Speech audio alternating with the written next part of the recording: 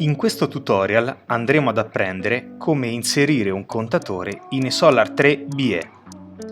eSolar 3 BE consente il supporto di un vasto parco di dispositivi afferenti il funzionamento di un impianto fotovoltaico, tra questi anche i contatori di energia elettrica. La lista di contatori supportati è in continuo aumento. È possibile verificare la compatibilità di un dato contatore con eSolar dal sito esolar.it/nuovaera cliccando su Elenco compatibilità all'interno dell'area tecnica. Cliccare quindi su Contatore energia.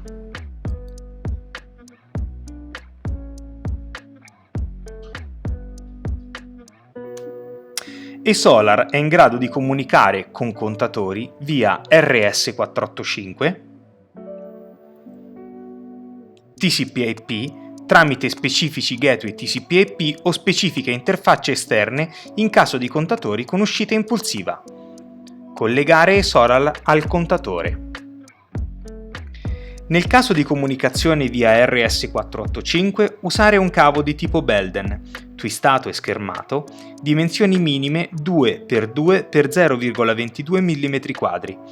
Collegare i poli più e meno EGND rispettando da una parte la polarità riportata su eSolar stesso, dall'altra le indicazioni del contatore. È possibile creare dorsali di lunghezza 800 metri, salvo utilizzare un cavo adeguato, posare il cavo lontano da fonti di disturbo elettromagnetico, per esempio correnti continue di stringhe, e all'interno di canali dedicate, eventualmente usare ripetitori di segnale. Rispettare le tipologie di rete consentite come da indicazione dello schema elettrico base fornito a corredo del sistema. Nel caso di comunicazione TCP/IP, usare un cavo Ethernet di tipo Cat5e o 6. Collegare eSolar tramite la porta Ethernet 1 ad uno switch in cui convergeranno anche i cavi Ethernet provenienti dai vari contatori in grado, per l'appunto, di comunicare via TCP/IP. La lunghezza massima consentita è tipicamente di 100 metri. Nel caso di utilizzo di gateway TCP/IP, le indicazioni di qui sopra in merito al cablaggio si sommano, in quanto questi dispositivi consentono la conversione da RS485 a Ethernet e viceversa.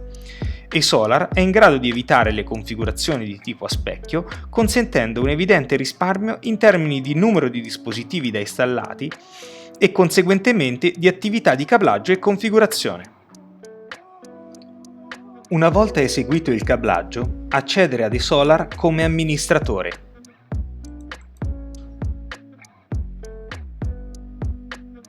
Cliccare su Configurazione impianto, Contatore energia, quindi su Aggiungi. Inserire un nome per il contatore, selezionare marca e modello.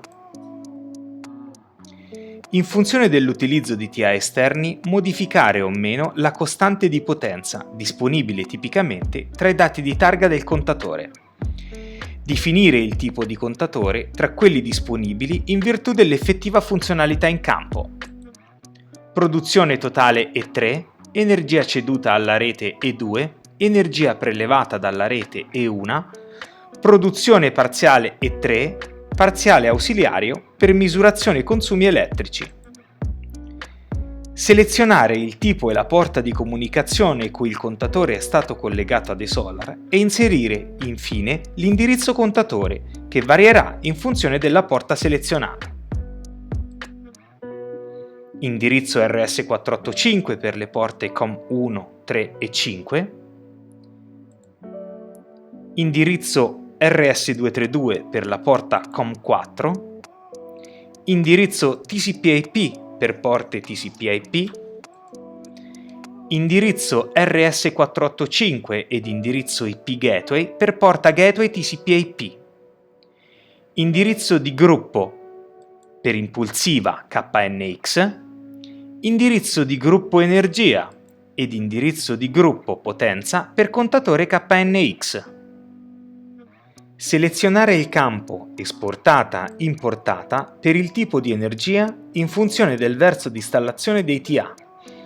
Inserire un valore nel campo offset nel caso in cui si voglia far partire il conteggio dal valore inserito, funzione tipicamente utilizzata per sostituzione di contatori esistenti. È facoltativo inserire una nota, il numero di serie, abilitare o disabilitare l'allarme no produzione di energia. Per la gestione di contatori con uscita impulsiva, per acquisizione via interfaccia Ethernet, selezionare MOXA,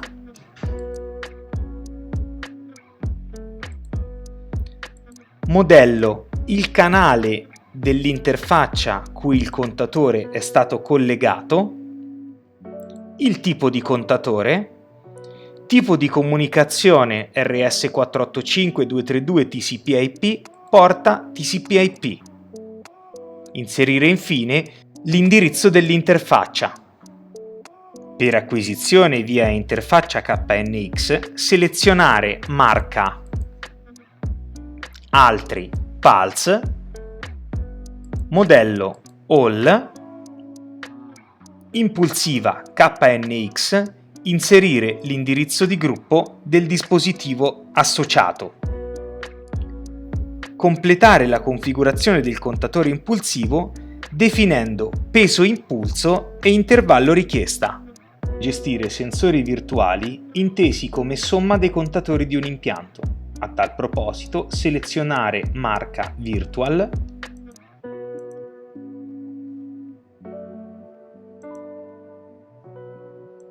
modello All e spuntare quali contatori inserire nel conteggio tra quelli disponibili.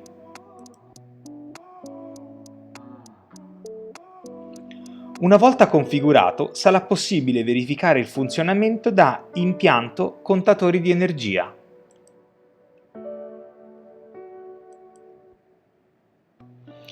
È possibile visualizzare i dati in tempo reale dei contatori, i grafici al quarto d'ora, il registro letture giornaliero con possibilità di esportazione via Excel. eSolar consente l'interfacciamento di contatori multimarca e multimodello anche attraverso diverse porte di comunicazione contemporaneamente.